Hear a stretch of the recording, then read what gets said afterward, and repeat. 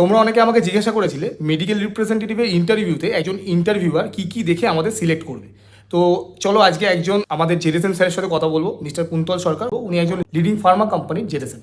Thank you Ashis for giving me this opportunity. তোমার কোশ্চেনটা খুব ভালো। আজকে মেডিকেল রিপ্রেজেন্টেটিভ প্রফেশনে যারা অ্যাসপায়ারিং ক্যান্ডিডেট তাদের কাছে আমার একটাই সাজেশন যে একাডেমিক পার্টে যেটা 9-10 স্ট্যান্ডার্ডের বায়োলজি বইতে যতটুকুনি ইনফরমেশন রয়েছে রিগার্ডিং হিউম্যান ফিজিওলজি অ্যানাটমি, সেটাই এনাফ। কিন্তু সেইটুকুনি ভালো করে পড়ে এসো। বিভিন্ন human body structure, human body systems, এইগুলো দরকার। আর যদি যে কোম্পানিতে ইন্টারভিউ দিতে যাচ্ছ সেই কোম্পানি বা কোনো পার্টিকুলার ডিভিশন থেরাপিতে কাজ করছে, সেই থেরাপিটা যদি জানো, সেই থেরাপি সম্পর্কে একটু ইনফরমেশন নিয়ে যাওয়া দরকার।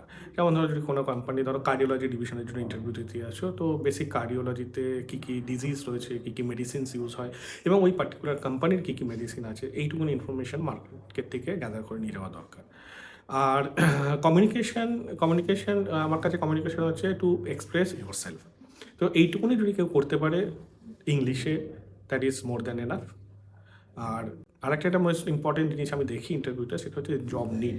তো সেই ক্যান্ডিডেটকে আমি সিলেক্ট করি যেই ক্যান্ডিডেটের মধ্যে জীবনে এই লক্ষ্যটা রয়েছে, জীবনে গোলটা রয়েছে, জীবনে বড় কিছু। আর টেকনিক্যাল ব্যাপারের মধ্যে আমি বলবো যে ধরো যে কোম্পানিতে ইন্টারভিউ দিতে যাচ্ছ সেই কোম্পানি সম্পর্কে একটু ইনফরমেশন নিয়ে যাও। আজকে তোমাদের হাতে মোবাইল রয়েছে, গুগল রয়েছে, you can have any information with a blink of a second.